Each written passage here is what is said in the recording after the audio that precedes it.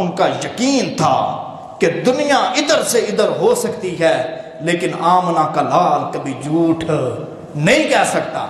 جب آقا علیہ السلام نے دیکھا کہ ان کا اعتماد، ان کا یقین میرے اوپر ہے، پھر اللہ کا وہ پیغام ان کو سنانے کی ابتدا فرمائی۔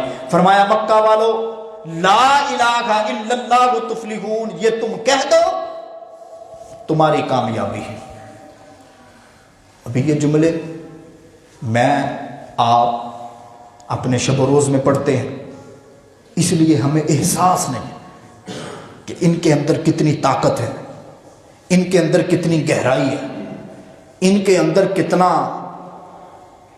وہ کمال ہے کہ جس نے مشرکین مکہ کی باطل عقائد کو تہس نہس کر کے رکھ دیا۔ جو ہی یہ اعلان ہوا کہ لا الہ الا اللہ تفلحون، سناٹا، خاموش۔ وہ کہتے ہیں نا پنجابی اتلا سا اتے تے تھلڑا تھلے، وہ حساب ہو گیا۔ یہ کیا کہہ دیا محمد نے صلی اللہ علیہ وسلم، یہ کیا اعلان کر دیا کہ لا الہ الا اللہ۔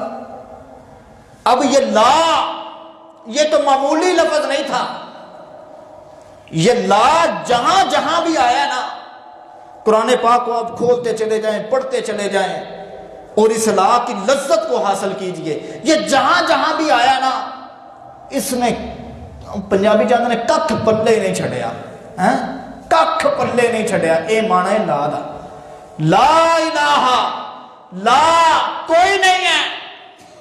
کیا کوئی نہیں ہے؟ الہ کوئی نہیں ہے۔ کیا مطلب الہ کا؟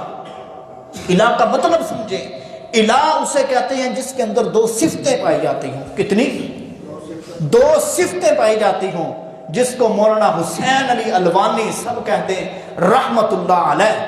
وہ کہا کرتے تھے اپنی زبان میں ہمدان بھی اللہ، ہمہ کن بھی اللہ۔ ابھی بھی یہ الفاظ ان کے ہیں نا، ہمدان بھی اللہ اور ہمہ کن بھی اللہ۔ کیا مطلب؟ لا الہ کوئی الہ نہیں ہے۔ الہ اسے کہتے ہیں جس کے اندر کتنی صفتیں پائی جائیں؟ دو۔ پہلی صفت یہ ہے الہ اسے کہتے ہیں جسے ہر قسم کا اختیار حاصل ہو، جسے ہر قسم کا اختیار حاصل ہو، اور دوسری صفت جو ہر کسی کے حالات کی خبر رکھتا، جسے عالم الغیب کہتے ہیں۔ یعنی یہ دو صفتیں الہ کے اندر پائی جانا کیا ہے؟ ضروری ہے۔ جس کے اندر یہ دو صفتیں پائی جائیں گی وہ کیا ہوگا؟ الہ ہوگا۔ کیا مطلب؟ میرے نبی نے اعلان یہ فرمایا تھا، آج میں اپنی زبان میں اس کو ذکر کروں تو یہ ہے کہ عالم الغیب اور مختار کل کوئی نہیں ہے الا اللہ، سوائے کس کے؟ اللہ کے۔ جب یہ اعلان ابو جہل، ابو لہب، عتبہ شیبہ، ابو لہب ان لوگوں نے سنا اور انہوں نے کہا ہم نے جو 360 مشٹنڈے ہم نے بیت اللہ کے اندر لٹکائے ہوئے گئے، یہ تو ان کی گردن پہ چھری چلا دی گئی ہے۔ یہودیوں نے سنا تو انہوں نے کہا ہم نے جو امیدیں وابستہ حضرت عزیر سے کی تھی ان کی گردن پہ چھری چلا دی گئی ہے۔ عیسائیوں نے سنا تو انہوں نے کہا ہم نے جو امیدیں حضرت عیسیٰ علیہ السلام سے وابستہ کی تھی، ہمارے ان عقائد باطلہ کے انہوں نے گردن مروڑ کے رکھ دیے۔ یعنی یہ منظرنامہ تھا ادھر۔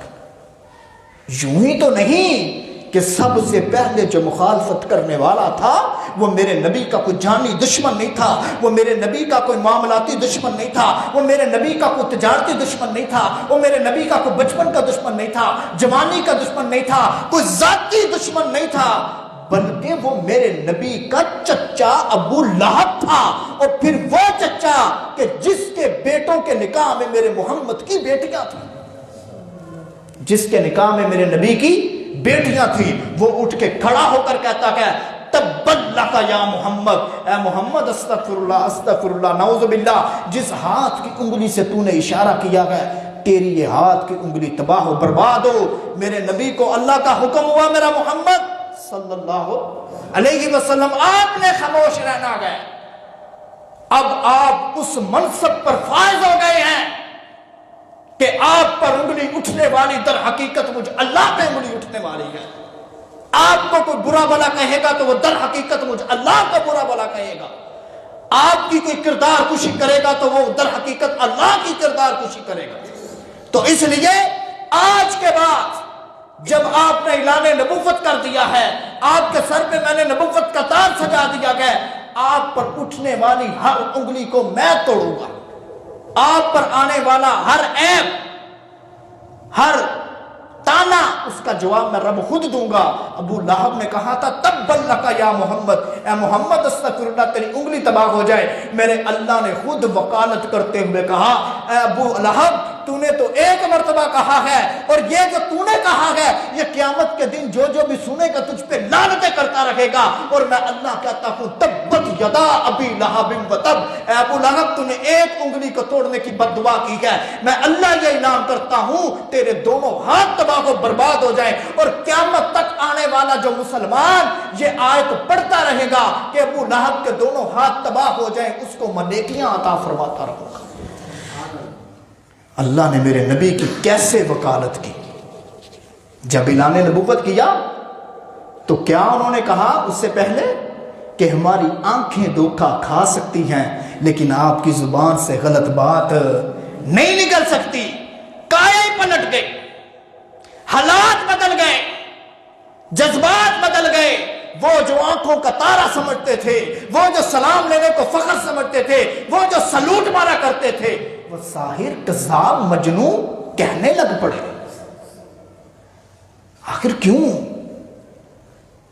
آج ہم ایک بندے کی عزت کرتے ہیں، چند سیکنڈ گزرنے کے بعد اس کی پگڑی اتار کر اپنے قدموں میں رونجتے ہیں، آخر اس کی کوئی وجہ تو ہوگی، اس کا کوئی گناہ تو ہوگا، اس کا کوئی جرم تو ہوگا۔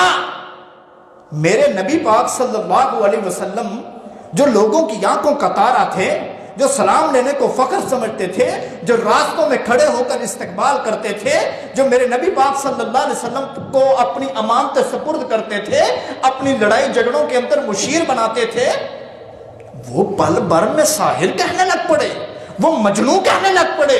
وجہ کیا تھی؟ وجہ یہ تھی کہ میرے نبی نے اعلان توحید کر دیا تھا، میرے نبی نے یہ اعلان کر دیا تھا، اے دنیا والو، جن کو تم مشکل کشا سمجھتے ہو، جن کو تم حاجت روا سمجھتے ہو، جن کو تم خالق سمجھتے ہو، جن کو تم رازق سمجھتے ہو، جن کو تم داتا سمجھتے ہو، جن کو تم مولا سمجھتے ہو، جن کو تم بیٹے اور بیٹیاں دینے والا سمجھتے ہو، جن کو تم ہر جگہ حاضر ناظر سمجھتے ہو، جن کو تم عالم الغیب سمجھتے ہو، جن کو تم نفع نقصان کا مالک سمجھتے ہو، لا الہ، ان کے پلے کچھ نہیں ہے الا اللہ۔ ہر قسم کا اختیار کس کے پاس ہے؟ اللہ کے پاس ہے۔ خلاصہ کہ وہ جانتے تھے کہ الہ کسے کہتے ہیں۔ الہ کسے کہتے ہیں جس کے اندر کتنی صفتیں پائی جائیں؟ دو۔ نمبر ایک، جو ہر قسم کا اختیار رکھتا ہو، اور نمبر دو، جو ہر قسم کے حالات سے واقف ہو، جس کو ہماری اصطلاح میں آج مختار کل کہتے گئے، اور